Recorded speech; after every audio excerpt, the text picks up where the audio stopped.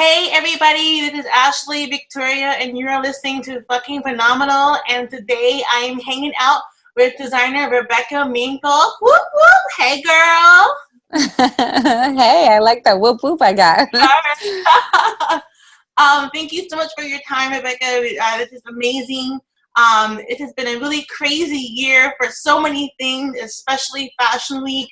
And I just want to just dive into it and ask you, how was Fashion Week this year? I saw some clips. I know that you have partnered up with Lowe's. You had like a whole set outside. But how was the show? How was was the vibe any different than other shows that you've done in the past before COVID? Yes, definitely different, but not so different. I mean, to be safe, we had all the models wearing masks, so that had a different look. But the vibe and the energy was amazing. Normally, we have between 500 and 800 people come, and because of capacity issues, we could only have 150 people come. So there were definitely less people, but I got to spend more time having more meaningful conversations with the guests versus the shake your hand and yes, yes, yes, thank you, goodbye, that normally occurs. But the show was great. I mean, I'm biased, but after planning this for the last 5 months and not knowing, up until 2 weeks before if it could even happen, it was a huge undertaking, and it turned out beyond my dreams. So. Well, here's the good thing about, the capacity is I'm always a person that believes, quality over quantity. So just because you didn't have, thousands of people show up this year, you made, like you said, better connections with those. That's what you mean more, but you really were able to, to really cater, those lasting relationships that way, opposed to just saying hi, bye, thank you for coming. So there's always, a silver lining to things.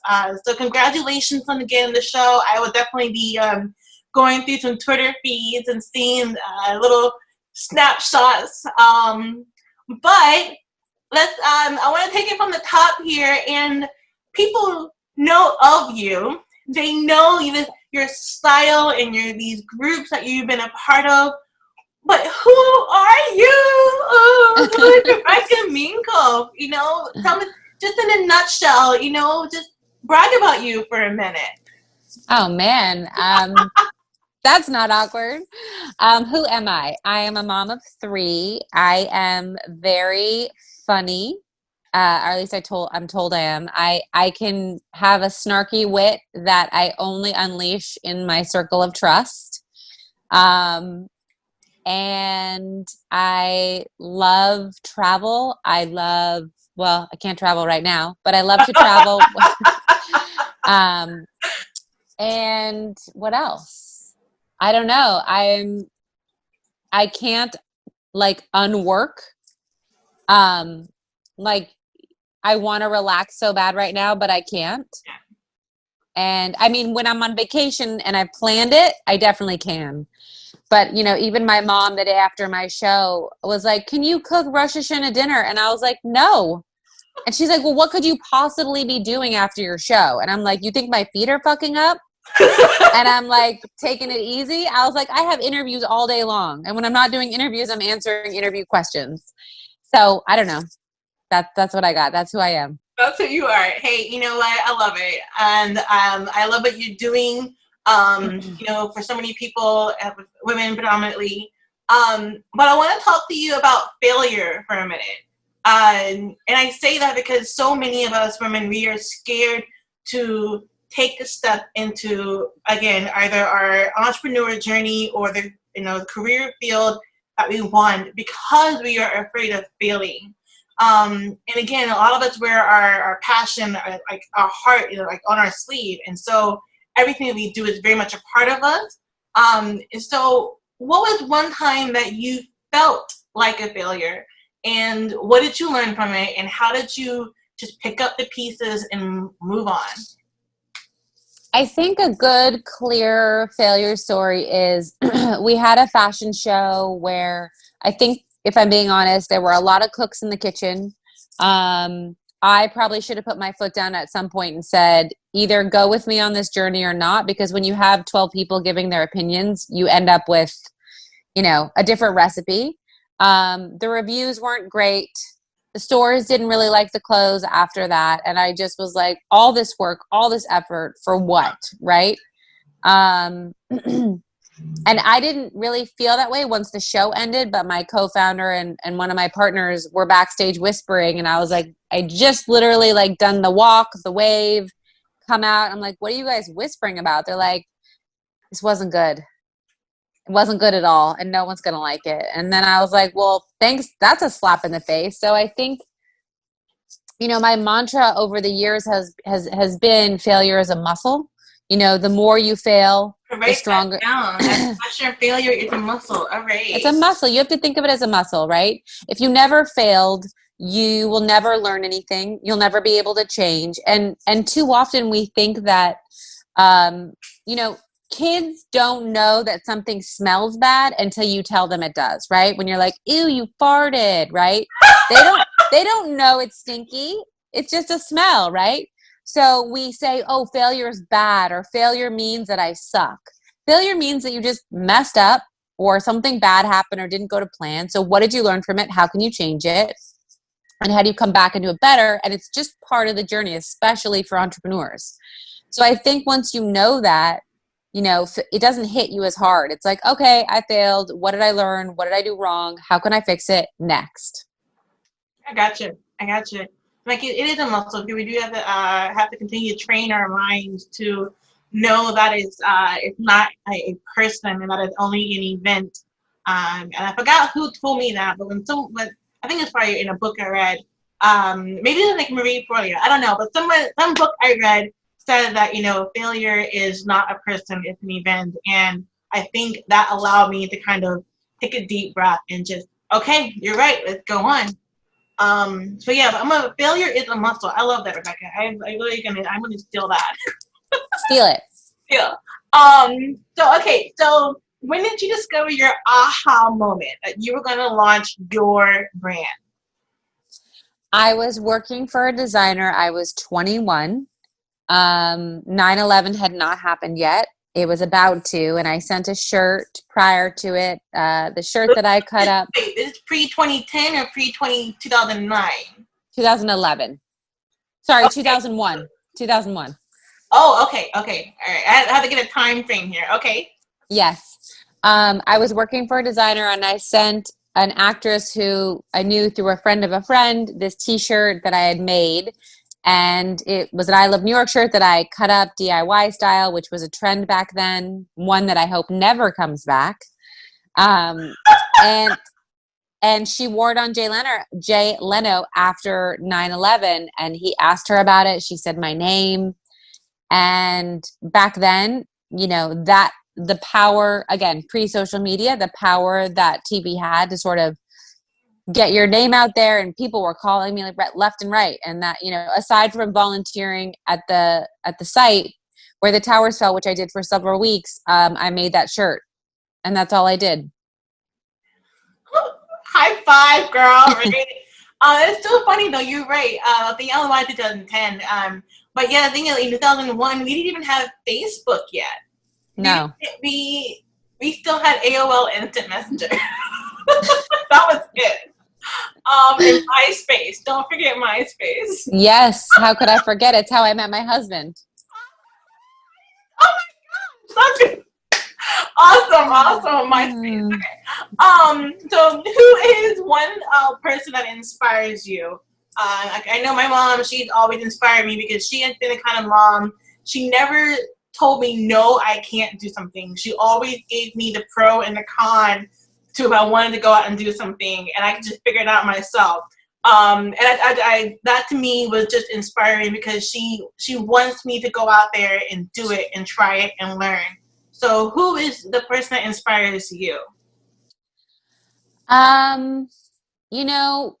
I think that sometimes people look for inspiration for people that are giving off something that then they can take, And I feel like my mom didn't give me certain things, and that's what inspired me. So my mom said no my entire life. You want this thing? No, you got to work for it. You want the sewing machine? Work for it. You want the Barbies? Work for it. It was just this thread. And so that inspired me to have to be a self-starter, have to figure shit out on my own.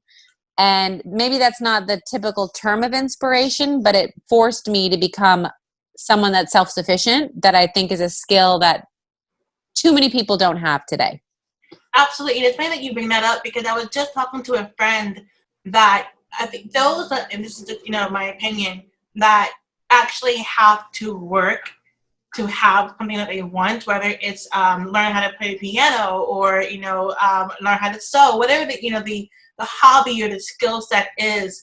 If you actually have to find your own means to doing it, I feel that you become not necessarily more creative, but you're a lot more open, because you had to find those ways to improvise. You had to find those ways to get what you needed, and it wasn't just provided to you. So your mom telling you, hey girl, you better go work that sewing machine. I mean, like, just think about it. What if she had not said that, Like, oh yeah. And I wouldn't be talking to you right now. Right. Awesome. So just about a couple more questions. So you recently launched the Female Founder Collective, which I am in a group of. Definitely a wonderful peer genius group. And you've helped connect so many women in all different types of industries in this one group. What transpired you to start that?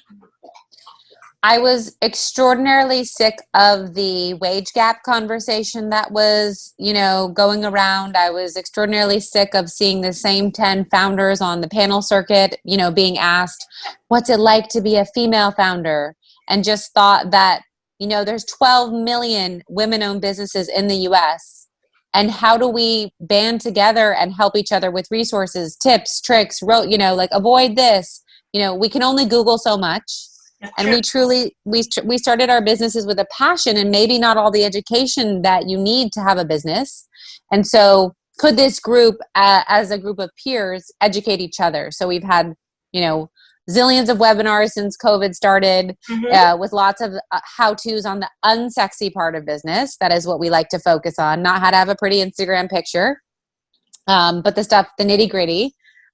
We've had live events. We're having a huge summit starting tomorrow, starting September 21st, to really give women education. And then it was a seal. So as a mother, I shop by my symbols, is it non-GMO? Is it organic? And so could you have a seal that lives on products that shows people it's a woman, and hopefully it enters into the zeitgeist of like, oh, woman owned. Yes. Easy way to support. No brainer. Don't have to donate. Don't have to register. I just, buy it from the store. So that was really the goal. And we have over 9,000 members, and the seal's on over 3 million products. So I'm proud of that. That's awesome. Like I said, that's really, they say, a candle never loses its flame by lighting another candle. And that's exactly what you have. Like, you're the blow torch. I'm the fire hose of the gasoline. Because you really have, I've made some connections, and not just on a business level, but, again, like just connecting on, just being a business owner, like, how do I do this? Or what was your take on XYZ? And it's been very helpful. And like I said, it was just pure genius. So last but not least, what advice can you offer to other women who feel stuck? Whether, again, it's in their career field or taking that step to bring in their, their entrepreneurial dreams to life. So I think that there is this, and I can't speak for men because I'm not a man. There is this feeling or sentiment that it has to be perfect before I start, or I have to have everything figured out before I start. And so many women get stuck in that. And then they like work on their little baby, like the ring in what's his name? The animal with his ring in The Hobbit, right? My precious. Is that an animal? I don't know what he is. It's Elijah Wood and not. No. The creature that likes the ring. Start the G. I know what you're talking about. Yes, yes. Okay, okay. Okay. So that little guy who's like, my precious, my precious, we get stuck in this thing. And if you look, so many incredible companies actually didn't start out being one thing. Airbnb was not originally that. Instagram was not what it was, you know? So you have to know that, like, get your product out there and listen to feedback and use that feedback to evolve and become the thing that you're supposed to be. And maybe it's not what you started. I started out as a clothing designer, now I'm more famous for my bags. You know, I don't sit here and cry at night. I have an incredible handbag business, and 10% of my business is clothing. And if that's what it is, great. And so I think you just have to start, listen to, you know, criticism, take what's valid, take what's helpful, throw the rest away, and keep iterating. Because, you know, another idea of failure, which I stole from someone. She's the founder of Majuri, the direct-to-consumer jewelry company.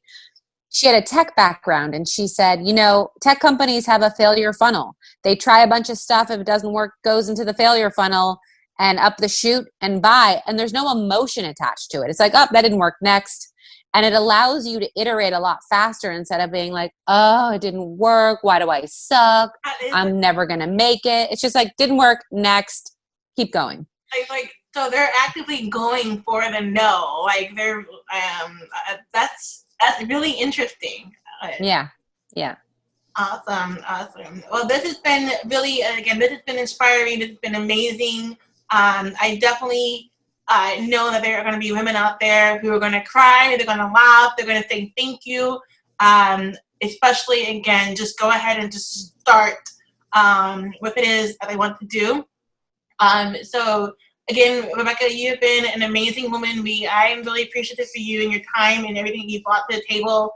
Not only just, you know, in the fashion industry, but also, you know, with, you know, the collective group. And I know you have so much more stuff up your sleeve. I can't wait for you to reveal them. But until then, girl, you are amazing. I appreciate you very much. And I definitely look forward to seeing what's next in store with you. Awesome. Good to talk to you. Thanks for having me. Absolutely.